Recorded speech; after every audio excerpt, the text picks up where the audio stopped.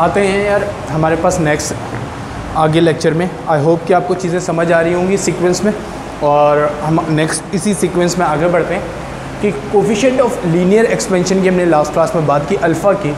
ठीक है, अल्फ़ा हमारे पास क्या है बेटा, एक मटीरियल डिपेंडेंट प्रॉपर्टी है। एक मटीरियल डिपेंडेंट प्रॉपर्टी है कि जो मटीरियल की टाइप पे डिपेंड करता है इसकी वैल्यू ना, किसी डायमेंशन किसी टेम्परेचर पे डिपेंडेंट नहीं है।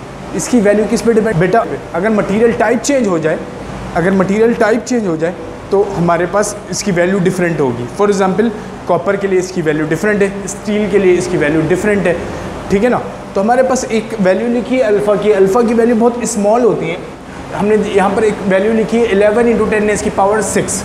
ठीक है ना, एक बात तो हमें समझ आ गई कि अल्फ़ा सिर्फ मटीरियल पे डिपेंड करता है। इसकी वैल्यू तब चेंज होगी जब आप रॉड पहले कॉपर का ले लें या हटा के फिर अगर आपने स्टील का ले लिया तो इसकी वैल्यू डिफरेंट हो जाएगी अल्फ़ा की।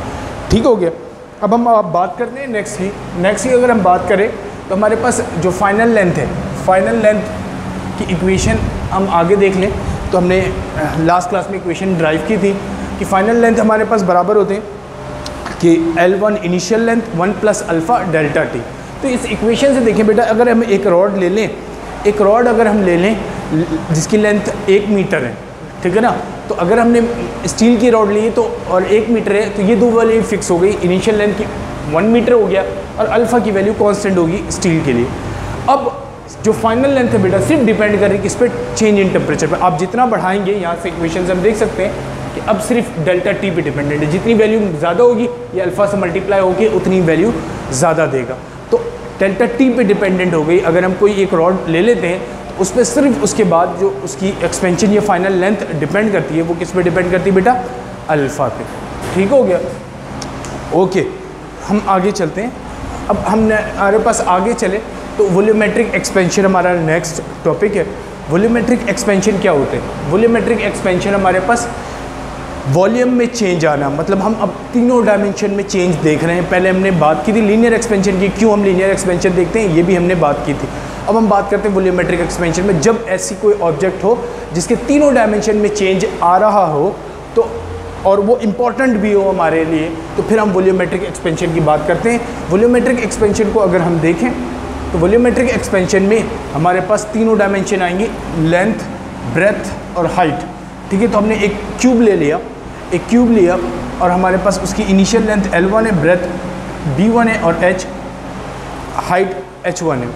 और हमारे पास वो इनिशियली एक टेम्परेचर कोई भी रूम टेम्परेचर पे होगा 25 डिग्री सेल्सियस पे। ठीक है ना, तो हमने उसको क्या किया, यहाँ से हीट करना शुरू किया। अब हीट करना शुरू करेंगे तो क्या होगा, उसकी लेंथ तीनों डायमेंशन में बढ़ेगी। लेंथ भी इंक्रीज़ हो गई, ब्रेथ भी इंक्रीज़ हो गई, हाइट भी इंक्रीज़ हो गई। तो तीनों में चेंज आ गया। तो इसका मतलब टोटल वॉल्यूम बेटा, हम वॉल्यूम कैसे निकालते हैं? वॉल्यूम निकालने का हमें पता है तरीका ना, कि हम कैसे निकालते हैं, लेंथ ब्रेथ हाइट को मल्टीप्लाई कर दें। तो L1 अगर हमें इनिशियल वॉल्यूम निकालना है तो L1 B1 H1 तीनों को मल्टीप्लाई कर दिया। इसी तरह हमें फाइनल वॉल्यूम निकालना है तो L2 B2 H2 को मल्टीप्लाई कर दिया।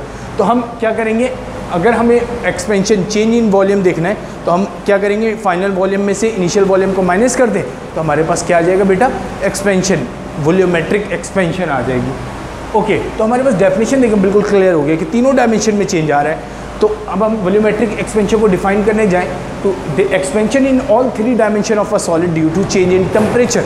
अगर टेम्परेचर चेंज होने की वजह से तीनों डायमेंशन में चेंज आ रही है बेटा, तो हमारे पास क्या होगा कि वॉल्यूमेट्रिक एक्सपेंशन कहलाएगी, है ना। The expansion in all 3 dimension of a solid due to change in temperature. तो हम आगे इक्वेशंस की बात करते हैं। तो एक्सपेंशन बेटा हमने लास्ट क्लास में बात की थी कि इनिशियल डायमेंशन या इनिशियल लेंथ पे डिपेंड करती है ना। तो इनिशियल लेंथ या इनिशियल डायमेंशन में डिपेंड करती है। तो हम इसे देखें कि हमारे पास वॉल्यूमेट्रिक एक्सपेंशन किस पे डिपेंड करेगा। वॉल्यूमेट्रिक एक्सपेंशन डिपेंड करेगा बेटा इनिशियल वॉल्यूम पे, मतलब हमारे पास वहाँ पर सिर्फ लेंथ थी तो हम इनिशियल लेंथ की बात कर रहे थे, लेकिन यहाँ पर ब्रेथ हाइट में भी चेंज आ रहा है तो हम तीनों की बात करेंगे, इनिशियल वॉल्यूम पे डिपेंड कर रहे हैं। तो हमारे पास क्या है, वॉल्यूमेट्रिक एक्सपेंशन डेल्टा V है बेटा, तो वो किस पे डिपेंड करेगा, इनिशियल वॉल्यूम पे यानी कि V1 पे।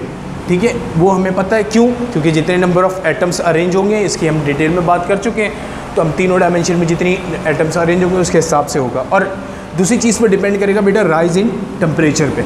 ठीक है ना, राइज इन टेम्परेचर पे डिपेंड करेगा कि कितना हम टेम्परेचर बढ़ा रहे हैं। तो चेंज इन वॉल्यूम हमारे पास क्या है, फिर हमारे पास क्या हुआ, इन दोनों से डायरेक्टली डिपेंडेंट है वॉल्यूमेट्रिक एक्सपेंशन। तो वॉल्यूमेट्रिक एक्सपेंशन डेल्टा वी होता है, is proportional to initial volume, and delta v is directly proportional to change in temperature. तो हमारे पास इन दोनों इक्वेशन को हमने बेटा कंबाइन किया। तो इन इक्वेशन को कंबाइन करने के बाद हमारे पास इक्वेशन क्या बनती है, delta v is directly proportional to v one delta t. ठीक है, तो हमारे पास ये इक्वेशन बनती है। फिर हमारे पास प्रोपोर्शनल हमने ख़त्म किया, प्रोपोर्शनल के साइन को ख़त्म करेंगे तो बेटा यहाँ पर जो कांस्टेंट जनरेट होगा वो कहलाएगा बीटा। ठीक है, वहाँ पर हमारे पास लीनियर में क्या था, अल्फ़ा, तो ये हमारे पास बीटा है। बीटा हमारे पास कोफिशिएंट ऑफ वॉल्यूमेट्रिक एक्सपेंशन कहलाता है। क्या कहलाता है बेटा, कोफिशिएंट ऑफ वॉल्यूमेट्रिक एक्सपेंशन। वो अल्फ़ा क्या कहलाता था, कोफिशिएंट ऑफ लीनियर एक्सपेंशन। ठीक है ना, तो कोफिशिएंट ऑफ वॉल्यूमेट्रिक एक्सपेंशन, ये हमारे पास बेटा क्या है, बीटा। तो बीटा की डेफिनेशन अगर हम बीटा को डिफ़ाइन करने जाएं, बीटा अल्फ़ा की तरह हम डिफ़ाइन करने की कोशिश करते हैं कि हम बीटा को पहले सेपरेट कर लें। बीटा को सेपरेट करने जाएंगे तो v1 डेल्टा टी को हम हटाएंगे, यहाँ से हटाया हमने, तो हमने देखा यहाँ पर डेल्टा v ओवर v1। इसके लिए याद होगा लास्ट क्लास में मैंने आपको बताया था कि लास्ट लेक्चर में कि डेल्टा v हमारे पास v1, ठीक है, डेल्टा v अपॉन v1, ये हमारे पास क्या बनेगा बेटा, फ्रैक्शनल चेंज इन, अब लेंथ नहीं है वॉल्यूम है, फ्रैक्शनल चेंज इन वॉल्यूम और डिवाइड बाई क्या है, delta T, rise in temperature, तो per unit rise in temperature. तो fractional change in volume, beta की डेफिनेशन क्या बनी, fractional change in volume per unit rise in temperature. तो हमारे पास इसकी यूनिट भी हमारे पास क्या बनती है बेटा, केल्विन इनवर्स। अगर हम इसे सिंपल कैलकुलेट कर लें तो वॉल्यूम चेंज इन वॉल्यूम का क्या होता है, मीटर क्यूब। इनिशियल वॉल्यूम का क्या होगा बेटा, metre cube. Change in temperature का क्या होगा, केल्विन। तो मीटर क्यूब से मीटर क्यूब बेटा कैंसिल, हमारे पास केल्विन ऊपर गया तो ये हमारे पास क्या बन गया, केल्विन इनवर्स। ओके, तो हमारे पास यूनिट क्या आ गई, केल्विन इनवर्स। अगर मैं इसे क्या करूं कि हमारे पास इक्वेशन 3 हमने बनाई हुई है डेल्टा वी को, तो डेल्टा वी इज एक्सपेंशन की इक्वेशन को, तो इक्वेशन 3 को हम यूटिलाइज़ करते हैं बेटा यहाँ पर। तो हमारे पास डेल्टा वी को मैंने ओपन कर लिया, v2 minus v1, v1 minus में दूसरी तरफ भेज दिया हमारे पास, उसी तरीके से प्लस में हो गया, वहाँ से फिर हमने कॉमन निकाल लिया। तो डेल्टा हमारे पास v2 फाइनल वॉल्यूम की इक्वेशन क्या बनी, फाइनल वॉल्यूम की इक्वेशन हमारे पास बेटा बनी है क्या, v2 is equal to v1 1 plus beta delta T. तो ये हमारे पास बेटा फाइनल वॉल्यूम की इक्वेशन है जिसे हमने इक्वेशन ए बना लिया। इसको हम आगे भी यूटिलाइज़ करेंगे। ठीक है, आई होप कि यहाँ तक बात आपको समझ आ रही होगी। ओके क्लास, तो हम आगे चलते हैं। आगे जाते वक्त हम देखते हैं कि यार एक रिलेशन आते हैं, काफ़ी टाइम हमारे पास आ चुका है लेकिन काफ़ी सालों से नहीं भी आ रहा, लेकिन इसके जो हमारे पास फाइनल रिजल्ट है वो हमारे लिए इम्पॉर्टेंट है। तो हम इसे देखते हैं, the relation between coefficient of linear expansion and coefficient of volumetric expansion, यानी कि alpha coefficient of linear expansion beta alpha और coefficient of volumetric expansion beta, इन दोनों के दरमियान रिलेशन निकालना है हमें। इसी चीज़ को कंटिन्यू करते हैं कि अगर हमने एक क्यूब को हीट किया, ठीक है, तो हमारे पास हीटिंग के दौरान क्या हुआ, उसकी डायमेंशन चेंज हो गई। उसकी डायमेंशन चेंज हुई फ्रॉम L1 टू L2, उसकी लेंथ चेंज हो गई, ब्रेथ उसकी B1 से B2 और हाइट उसकी H1 से H2। तो हमारे पास डायमेंशन इसकी तीनों चेंज हो गई वॉल्यूमेट्रिक एक्सपेंशन में। तो on heating cube from temperature T1, कुछ भी टेम्परेचर था T1, उसको T2 तक हीट किया तो इट्स डायमेंशन चेंजेस फ्रॉम, क्या हुआ बेटा, कैसे चेंज हुआ, हमने यहाँ पर देखते हैं कि चेंज जो हुआ हमारे पास वो बेसिकली L1 से L2, B1 से B2 और H1 से H2, ठीक है। और as we know from the linear expansion कि final length is equal to क्या होता है बेटा, L1 1 plus alpha delta t, ठीक है ना, एक डायमेंशन है, ब्रेथ सिंगल डायमेंशन है, उसकी अगर एक्सपेंशन को हम देखना चाहिए लीनियरली तो हमारे पास क्या होगा बेटा, B2 is equal to B1 1 plus alpha delta T, और H2 हमारे पास किसके बराबर होगा, H1 1 plus alpha delta T. तो हम अगर फाइनल वॉल्यूम निकालना चाहते हैं बेटा कि इसका फाइनल वॉल्यूम क्या होगा, तो हमें पता है कि क्यूब का जब हम वॉल्यूम निकालने जाएं तो फाइनल वॉल्यूम विल बी हमारे पास V2 इज इक्वल टू होगा क्या, L2 multiply by B2 multiply by H2। तो हम तीनों को मल्टीप्लाई कर देंगे। अब तीनों को मल्टीप्लाई किया तो हमने क्या किया कि यहाँ पर इस इक्वेशन में L2, B2 और H2 की वैल्यू पुट कर दी। तो जब हमने पुट की क्या हुआ, तीनों मल्टीप्लाई हो गए। तो हमारे पास क्या था, L2 L1 1 plus alpha delta T.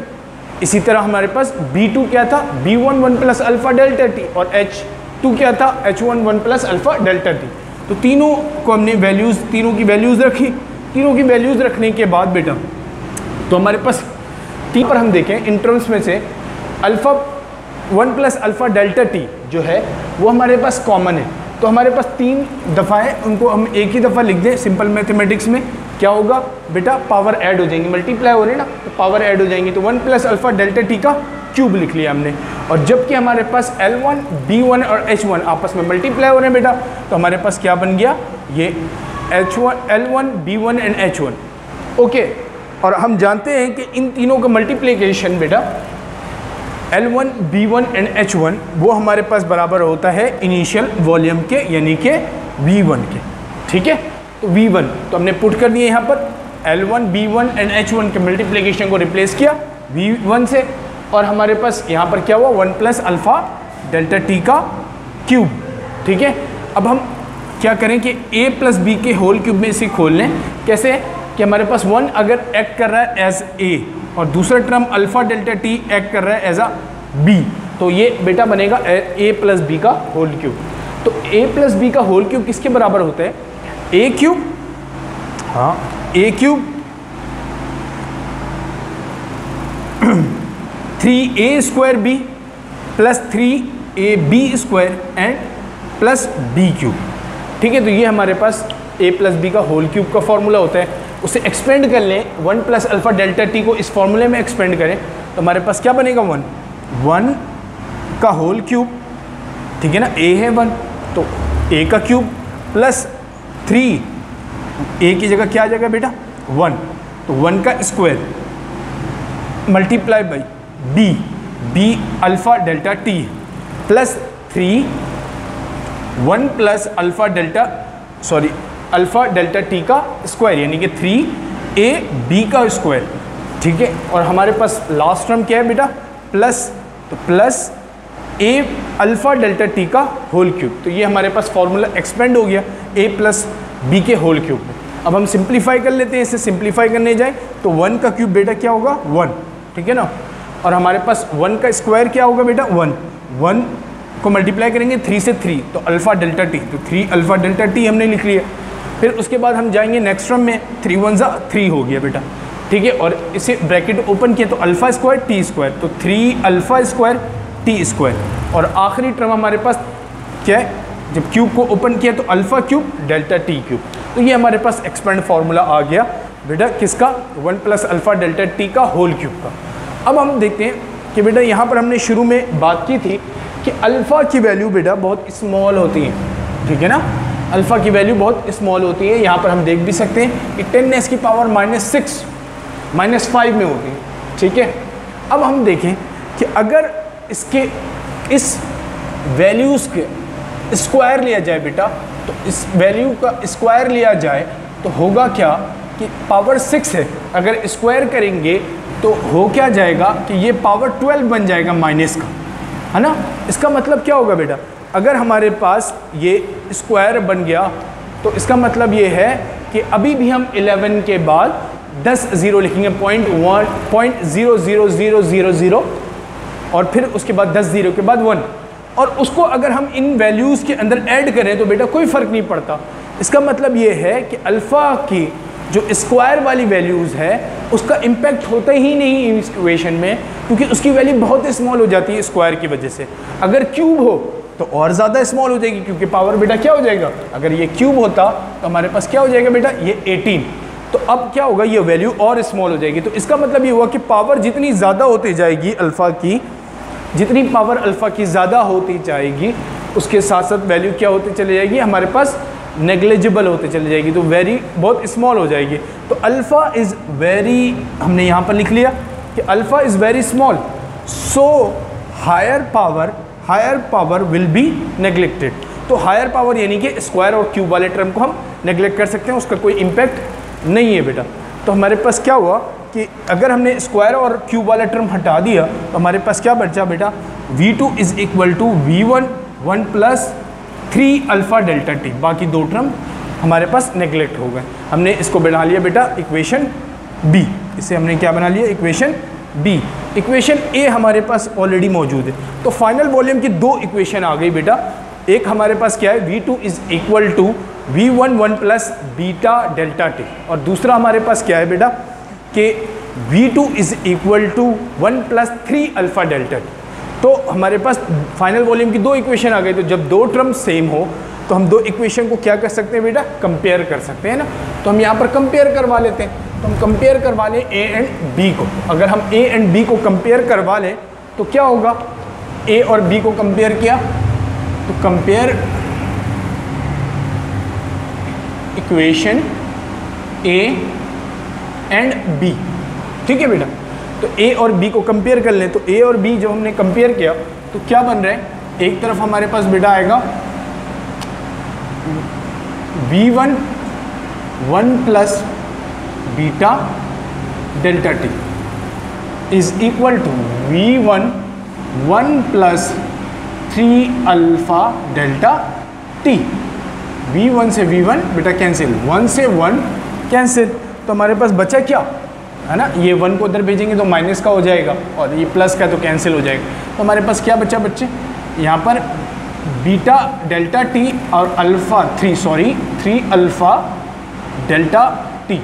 तो हमारे पास क्या हुआ, डेल्टा टी से डेल्टा टी कैंसिल। तो हमारे पास beta is equal to 3 alpha. तो ये हमारे पास रिलेशन होते हैं। Coefficient of volumetric expansion is equal to 3 times of coefficient of linear expansion के, ठीक है ना। तो ये हमारे पास रिज़ल्ट है और ये हमारे पास रिलेशन है। इसके कुछ प्रॉब्लम्स है जो कि हम क्लास में डिस्कस करेंगे ऑनलाइन जूम में जब हम क्लास करेंगे। ओके, तो आई होप कि आपको सारी चीज़ें क्लियर होंगी और हम आगे चल सकेंगे इससे। ओके, अल्लाह हाफ़िज़।